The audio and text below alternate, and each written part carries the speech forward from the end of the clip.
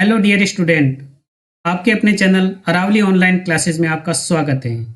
आज का वीडियो आपके लिए बहुत ही ज़्यादा इम्पोर्टेंट है। हाँ, क्योंकि आज हम एक महत्वपूर्ण टॉपिक क्लोज से रिलेटेड क्वेश्चन को किस प्रकार हल करें उसके बारे में सीखेंगे।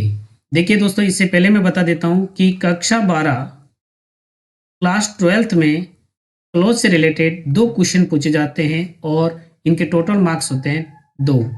अब 2 में से 2 नंबर को कैसे प्राप्त किया जाता है, यही हम इस वीडियो में सीखेंगे। देखिए दोस्तों, यदि बात करें क्लोज की, तो इसकी डिटेल स्टडी अगर हम करने जाए अकॉर्डिंग टू रूल्स, तो इसमें 12-13 दिन की क्लास लगती है। तो हम किस प्रकार 2 में से 2 नंबर इसमें फुल मार्क्स प्राप्त करें। यदि आपको क्लोज के बारे में ज़्यादा नॉलेज नहीं है, ज़्यादा रूल्स पता नहीं है, फिर भी आप इसमें फुल मार्क्स प्राप्त कर सकते हैं। कैसे? तो इस वीडियो को पूरा देखिए, आपको समझ में आ जाएगा। और जो इसमें एक्सरसाइज बताई गई है, इसी प्रकार की एक्सरसाइज को आपको ध्यान से देखना है और ऐसी एक्सरसाइज को आपको खुद को भी करना है। तो देखिए, इसमें हमने केवल सेलेक्टेड रिलेटिव प्रोनाउन लिए हैं, उन्हें हम सॉल्व करेंगे क्योंकि हम लास्ट ईयर के बोर्ड के क्वेश्चन पेपर देखते हैं, तो इसमें जितने भी क्वेश्चन पूछे गए हैं वो इनसे ही रिलेटेड पूछे गए हैं। तो चलिए आज हम इन्हें सॉल्व करते हैं, किस प्रकार इनका यूज किया जाता है। हु का सब्जेक्ट के तुरंत बाद यूज, यानी हु का सब्जेक्ट के तुरंत बाद यूज कब करना है और कैसे करना है। तो देखिए, इस सेंटेंस को हम देखते हैं। देखिए, माध्यमिक शिक्षा बोर्ड का क्लास 12th का मॉडल पेपर 2024 का यदि हम देखें, तो उसमें 2 सेंटेंस दिए हुए हैं और उन्हें आपको इन रिलेटिव प्रोनाउन का यूज करते हुए उनको ऐड करना है। तो देखिए, इस सेंटेंस को आप देखिए, the girl is coming here, she is my sister. अब देखिए, दूसरा जो सेंटेंस है वो पहले वाले सेंटेंस के सब्जेक्ट को क्वालिफाई कर रहा है। इसलिए आपको इस प्रकार का जब सेंटेंस आता है, जब दूसरा सेंटेंस फर्स्ट सेंटेंस के सब्जेक्ट को क्वालिफाई करता है, तो आपको सब्जेक्ट के तुरंत बाद हु का यूज करना है। इसमें हु का यूज करते हुए हम इस प्रकार सेंटेंस को बनाते हैं। अब इसमें इस सेंटेंस को हम इस प्रकार लिखेंगे। तो देखिए, द गर्ल, फिर आपको यहाँ पर हु का यूज करना है, फिर इज कमिंग हियर। इसके बाद में इस फुल स्टॉप को हटाना है और सी है तो वो गर्ल के लिए आया है, शी है वो सब्जेक्ट के लिए यूज हुआ है और उसकी जगह हमने हु का यूज कर लिया है। तो फिर इसको आपको नहीं लिखना है और is my sister.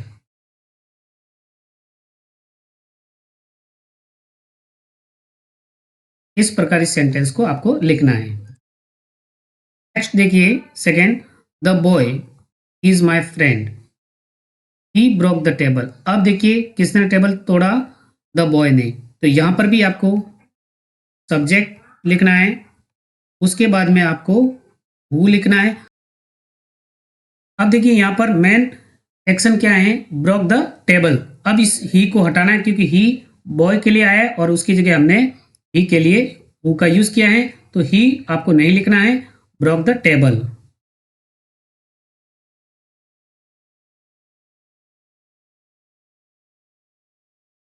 Broke the table. फिर आपको बचा हुआ सेंटेंस फर्स्ट का ऐसे ही लिखना है, इज माई फ्रेंड। इस प्रकार इस सेंटेंस को आपको लिखना है। थर्ड है, देखिए, the man was caught by the police, the man stole the money. अब देखिए, इसका भी आपको इसी प्रकार लिखना है, द मैन, फिर आपको हु का यूज करना है। अब देखिए, इसमें भी मैन वर्ब स्टॉल, किस व्यक्ति की बात हो रही है? Stall the money. फिर आपको बचा हुआ सेंटेंस फर्स्ट का वो एज इट इज लिखना है, was caught by the police. इस प्रकार इस सेंटेंस को आपको लिखना है। ये नेक्स्ट है, हु का ऑब्जेक्ट के बाद में कब यूज करना है। तो देखिए, इसमें अब देखिए, फर्स्ट है, आई लाइक द पर्सन्स। मैं उन पर्सन्स को लाइक करता हूँ, दे हैव गुड हैबिट्स। अब ये जो सेंटेंस है सेकेंड वाला, वो किसको क्वालिफाई कर रहा है? फर्स्ट वाले सेंटेंस के ऑब्जेक्ट को। इसलिए आपको यहाँ पर यदि हु का यूज करना है तो आपको ऑब्जेक्ट के तुरंत बाद करना है। तो इस सेंटेंस को इस प्रकार लिखेंगे, आई लाइक द पर्सन्स। अब देखो यहाँ पर आपको हु लिखना है, फिर हैव गुड हैबिट्स, यानी इस प्रकार इस सेंटेंस को लिखना है। सेकंड सेंटेंस है, आई सा रवि। मैंने रवि को देखा, ही वॉज ए टीचर, वो एक टीचर था। अब देखिए जो दूसरा सेंटेंस है वो किसको क्वालिफाई कर रहा है? रवि को। तो यहां पर भी आपको ऑब्जेक्ट के तुरंत बाद हु का यूज करना है। तो देखिए इसको भी इसी प्रकार लिखना है, आई द रवि, फिर यहां पर आपको हु लिखना है, हु, फिर ही को हटाकर was a teacher. Next third है, this is the man he teaches us English. यहां पर भी देखिए फर्स्ट वाले सब्जेक्ट में जो द मैन है उसके लिए ही ये सेकेंड वाला सेंटेंस आया हुआ है। तो यहां पर भी आपको ऑब्जेक्ट के बाद में ही लिखना है, this is the man who teaches us English. अब देखिए दैट का यूज कैसे करना है। फर्स्ट सेंटेंस है, I like it very much, this is a book.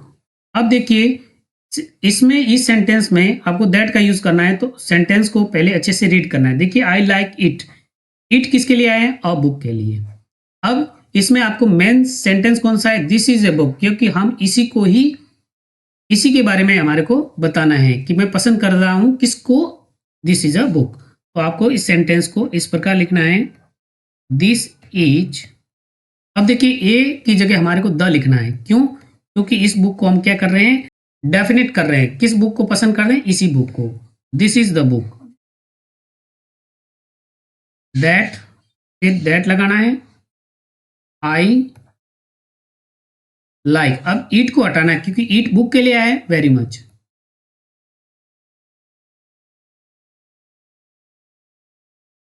इस प्रकार इस सेंटेंस को लिखना है। सेकेंड है, it is true all are afraid of corona. अब देखिए एक बात जरूर ध्यान रखें, यदि सेंटेंस में एवरी वन, ऑल,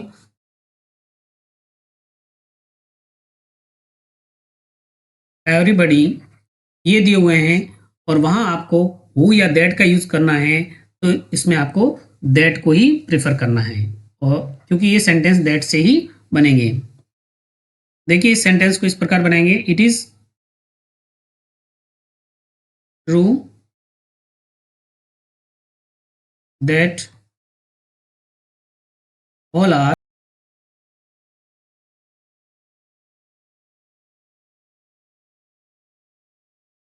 कोरोना। अब देखिए थर्ड है, service to humanity is service to God, every one must remember. अब इस सेंटेंस में आपको दैट का यूज करना है। तो देखिए महत्वपूर्ण चीज क्या है कि एवरी वन मस्ट रिमेंबर, प्रत्येक को ये याद रखना चाहिए कि ह्यूमैनिटी की सर्विस ही गॉड की सर्विस होती है। तो यहां पर आपको इस सेंटेंस को एवरी वन से स्टार्ट करना है।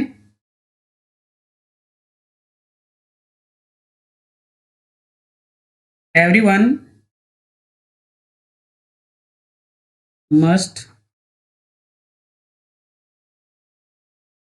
Remember that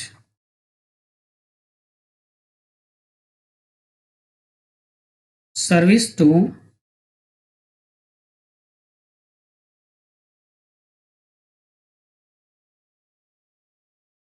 is service to God. इस प्रकार इस सेंटेंस को आपको लिखना है। नेक्स्ट है देखिए होम।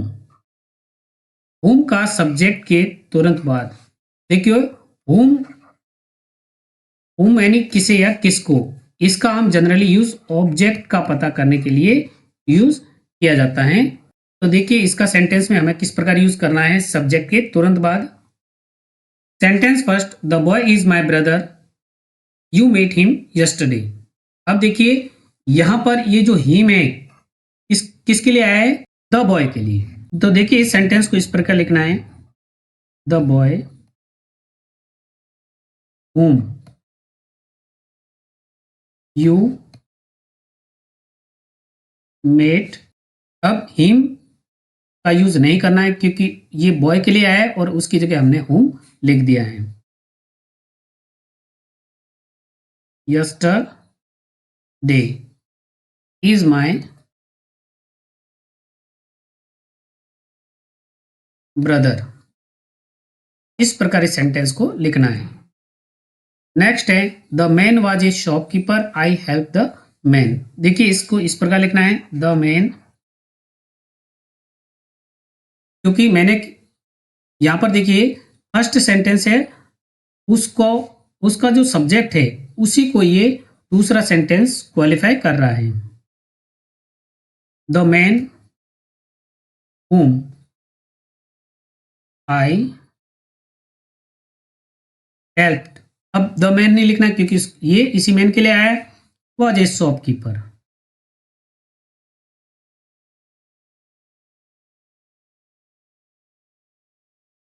इस प्रकार इस सेंटेंस को आपको लिखना है। थर्ड है, the man is very poor, she gave him some money. अब देखिए इसमें हिम किसे, द मैन यानी इस व्यक्ति के लिए आया है, तो यहां पर भी आपको होम का यूज है वो सब्जेक्ट के तुरंत बाद करना है। The man whom she gave। अब यहां पर हम हिम का यूज नहीं करेंगे, सम मनी, फिर दूसरे सेंटेंस का जो बचा हुआ भाग है वो लिख देंगे, इज वेरी पुअर। नेक्स्ट है, whom का ऑब्जेक्ट के तुरंत बाद कब यूज करना है। तो देखिए first sentence, this is the man you met him. अब देखिए यहां पर ये जो यू मेट हिम ये किसके लिए आया है, द मैन के लिए, और ये जो हिम है ये ऑब्जेक्ट है ये भी किसके लिए आया है, द मैन के लिए। तो यहां पर आपको इस सेंटेंस को इस प्रकार लिखना है, this is the man whom you meet। This is the man whom you meet। इस प्रकार इस सेंटेंस को आपको लिखना है। नेक्स्ट है, देखिए I know the boy, I know the boy, the principal punished him. अब ये हिम है, ये ऑब्जेक्ट है और ये किसके लिए यूज किया गया है, द बॉय के लिए। किस लड़के को प्रिंसिपल ने पनिश किया, द बॉय को, इसलिए यहां पर भी हम इस ऑब्जेक्ट के तुरंत बाद whom का यूज करेंगे। आई नो द बॉय, फिर आपको whom लिखना है, द प्रिंसिपल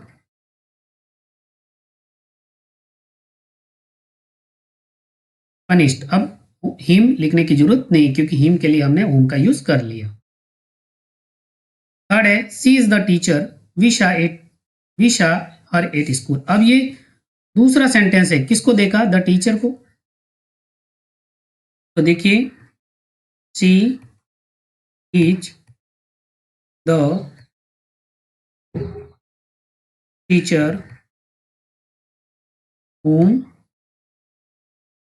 वी, अब हर का यूज नहीं करेंगे क्योंकि ये टीचर के लिए आया है, एट स्कूल।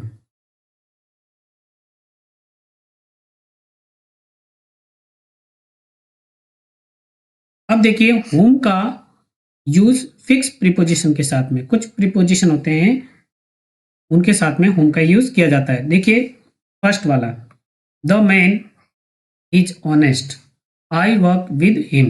अब ये जो देखिए विद हिम, उसके साथ में, अब लेकिन ये सेंटेंस है वो किसको क्वालिफाई कर रहा है, आई वर्क विद हिम किसके साथ में, द मैन। तो यहाँ पर इस सब्जेक्ट के बाद में आपको हुम के यूज करना है, लेकिन वो भी प्रीपोजिशन के साथ में।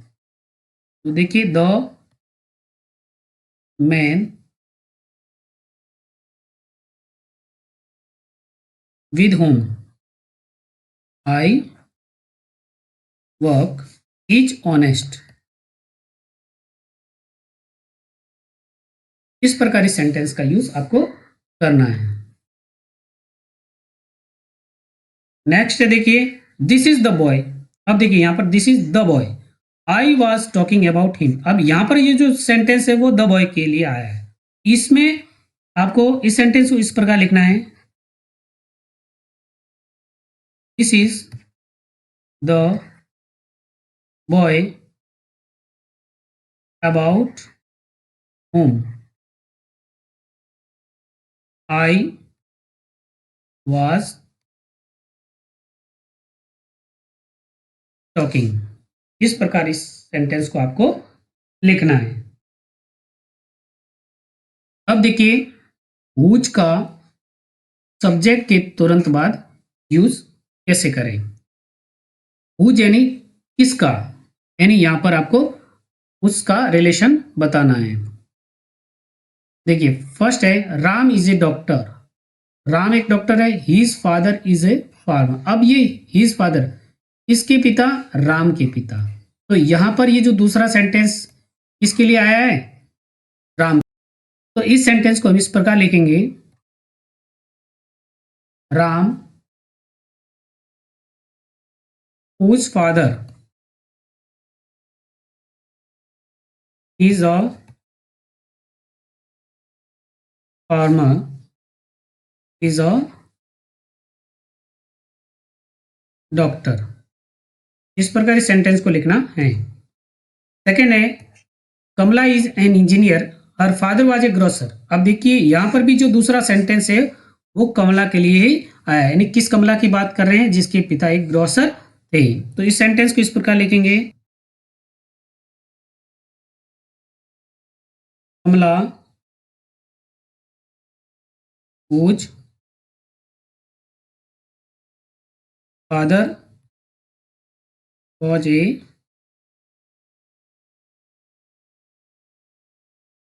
grocer is an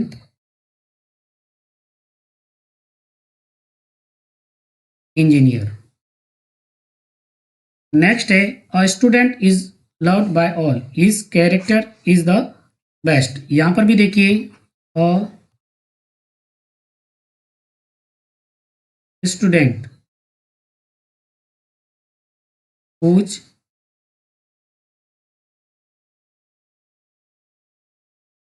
character is the best is loved by all. इस प्रकार इस सेंटेंस को आपको लिखना है। अब देखिए हुज का ऑब्जेक्ट के तुरंत बाद कब यूज करना है।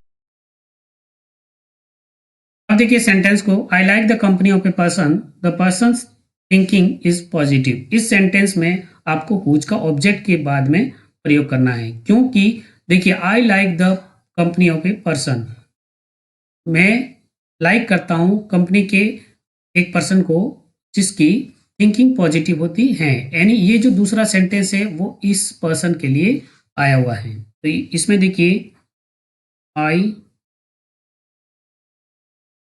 Like the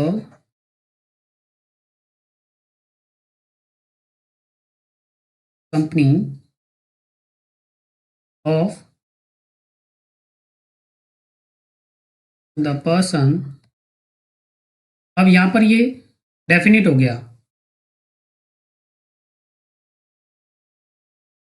whose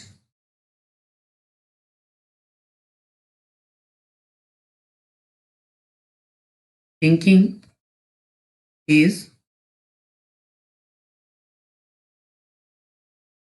positive. अब देखिए यहाँ पर इस द पर्सन्स को छोड़ देना है क्योंकि इसके लिए हमने यूज का यूज किया है।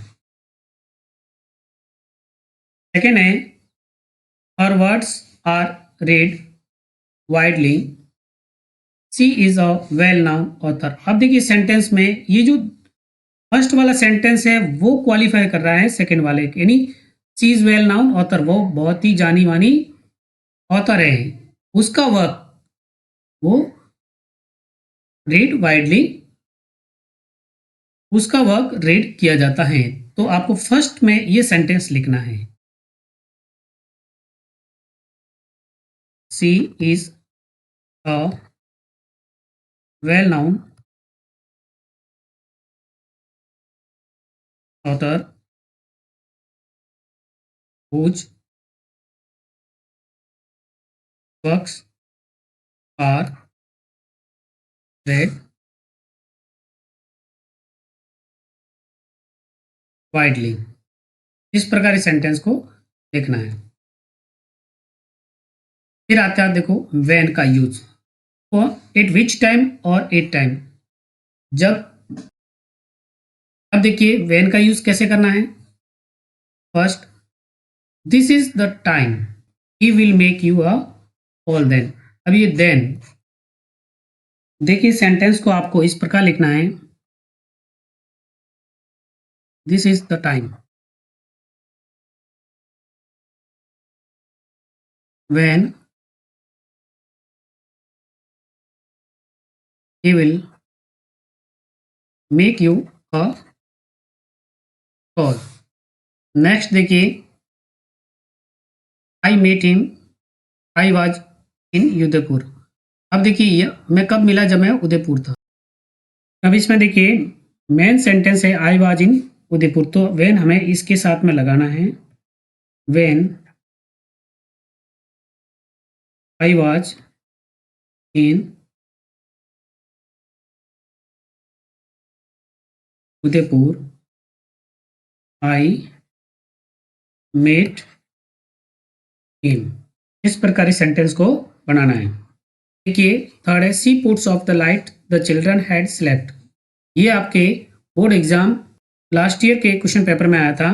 इस सेंटेंस को हम इस प्रकार बनाएंगे, सी पुट ऑफ द लाइट्स, कब, when the children had slept. इस प्रकार इस सेंटेंस को लिखना है।